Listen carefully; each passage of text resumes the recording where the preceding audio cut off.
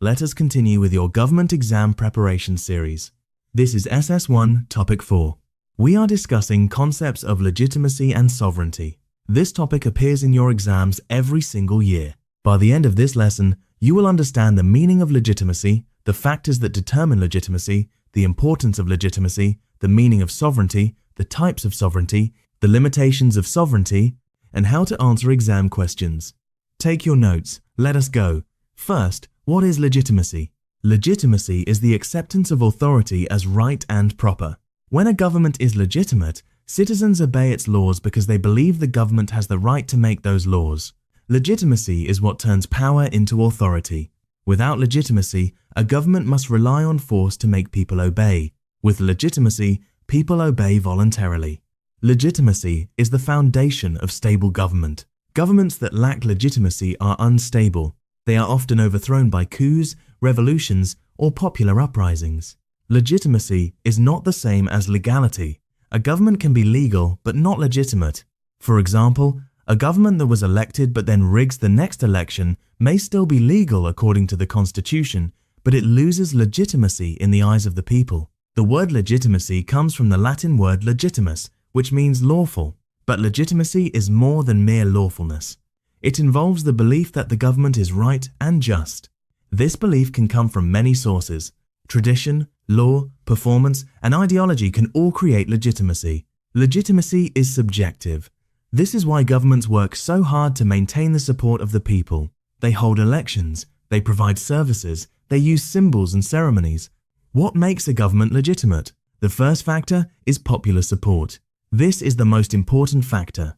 When the people accept the government, it is legitimate. The government must have the consent of the governed. This idea comes from the social contract theory of John Locke and Jean-Jacques Rousseau. They argued that government is based on an agreement among the people. The people give up some freedom in exchange for protection and order. When the government breaks this contract, the people have the right to replace it. The second factor is free and fair elections. When leaders are elected fairly and freely, they have legitimacy. The people chose them. The election process must be transparent. There must be no cheating, no intimidation, and no violence. The results must be accepted by all. When elections are rigged, the government loses legitimacy.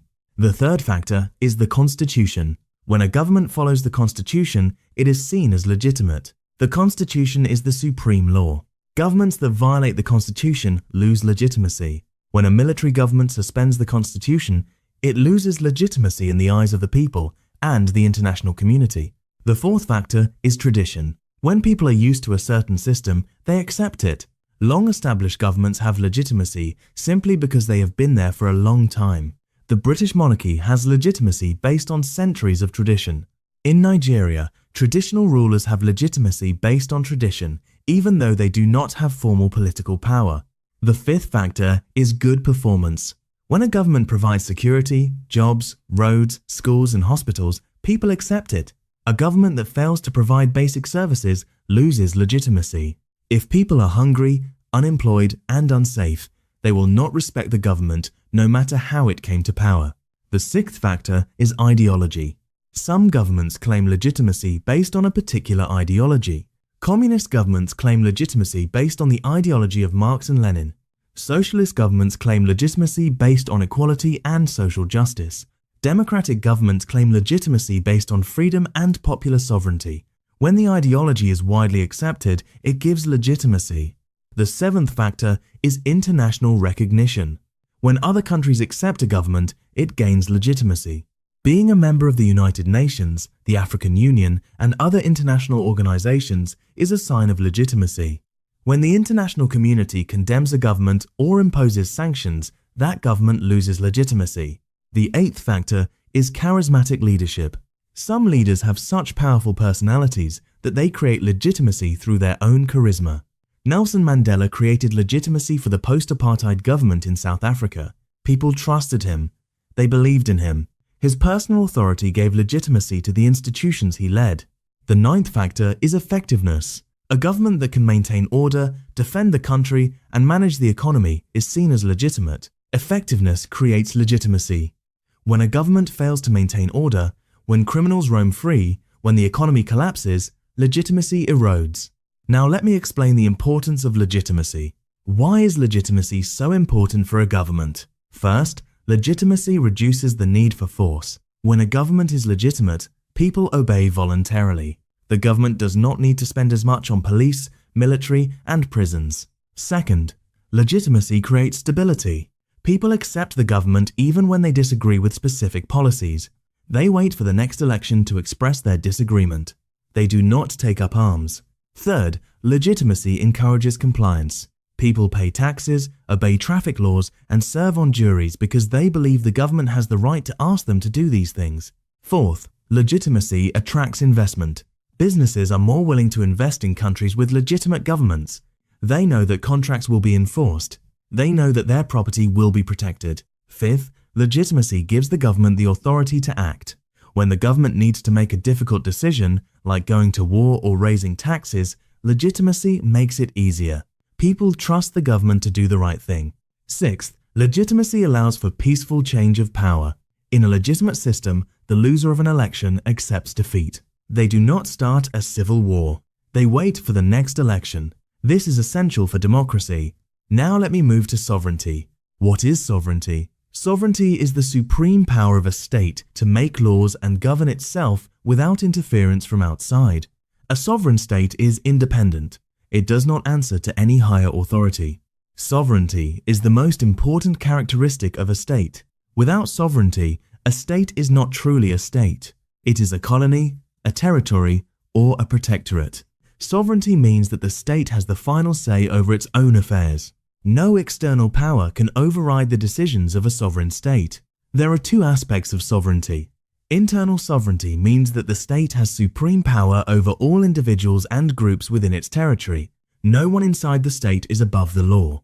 The government makes the laws, and everyone must obey. Even the president must obey the law. The state has a monopoly on the legitimate use of force. Only the state can use violence lawfully. Private citizens cannot take the law into their own hands.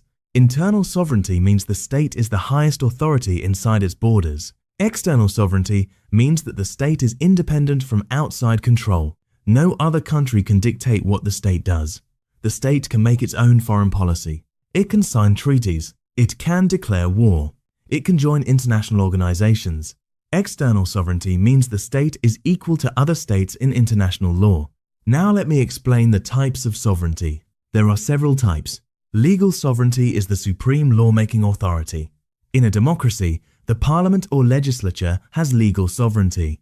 It can make any law it wants, subject to the constitution. The courts interpret the laws, but they cannot make them. Political sovereignty belongs to the people. In a democracy, the people are politically sovereign. They choose the government. They can remove the government. The ultimate political power rests with the electorate. Popular sovereignty is the principle that the authority of the government comes from the consent of the people. De jure sovereignty is sovereignty that is recognized by law. A government that is in power according to the Constitution has de jure sovereignty. De facto sovereignty is sovereignty that is actually exercised, whether it is legal or not. A military government that seizes power has de facto sovereignty. It actually rules, even though it is not legal. Over time, de facto sovereignty may become de jure sovereignty if it is recognized.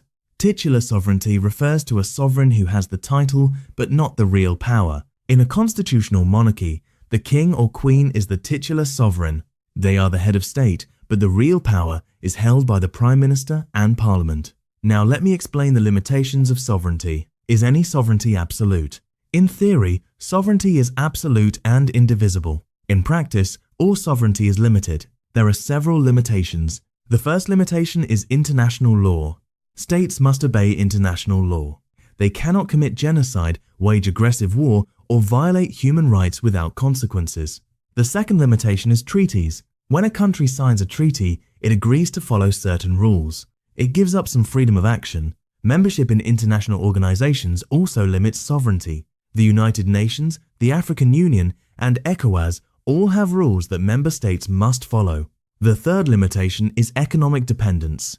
If a country depends on foreign aid, loans, or trade, it may have to do what the lender or trading partner wants.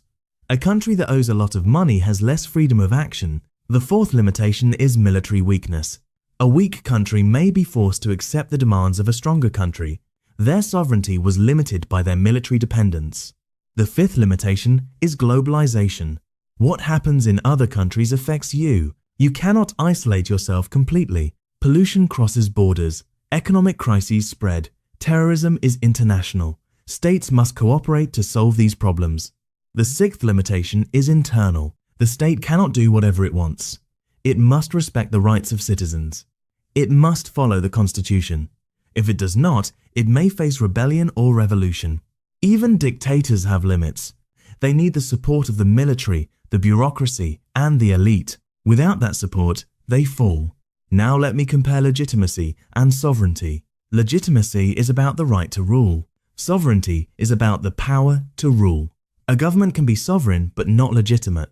The military government in Nigeria in the 1990s had sovereignty. It controlled the territory. It made laws. But it was not legitimate. It was not elected. The people did not accept it. A government can be legitimate but not fully sovereign. A local government is legitimate because it is elected, but it is not sovereign. It is subordinate to the state government. The state government is subordinate to the federal government. Only the federal government is fully sovereign.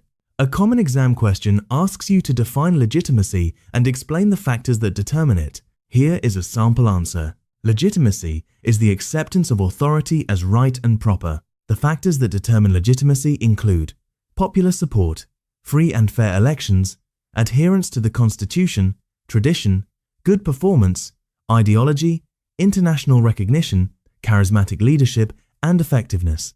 Another exam question asks you to explain the importance of legitimacy.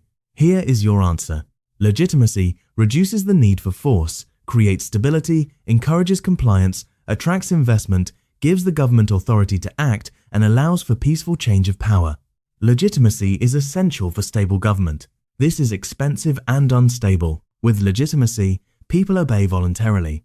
Democracy depends on legitimacy. Another exam question asks you to define sovereignty and distinguish between internal and external sovereignty. Here is your answer. Sovereignty is the supreme power of a state to make laws and govern itself without outside interference. Internal sovereignty means the state has supreme power over all individuals and groups within its territory. No one inside the state is above the law. External sovereignty means the state is independent from outside control. No other country can dictate what the state does. Both internal and external sovereignty are necessary for a state to be truly independent. Sovereignty is limited by international law, treaties, membership in international organizations, economic dependence, military weakness, globalization, and internal constraints such as the Constitution and the rights of citizens. No state is absolutely sovereign. All states must cooperate with others. All states must respect the rights of their citizens. Legitimacy is the acceptance of authority as right and proper. Factors that determine legitimacy include popular support, elections, the Constitution, tradition, performance, ideology, international recognition, charisma, and effectiveness. Legitimacy is important because it creates stability and voluntary compliance. Sovereignty is the supreme power of a state. It has two aspects, internal and external. Types of sovereignty include legal, political, popular, de jure, de facto, and titular. Practice these concepts. When you have them down, move to topic 5.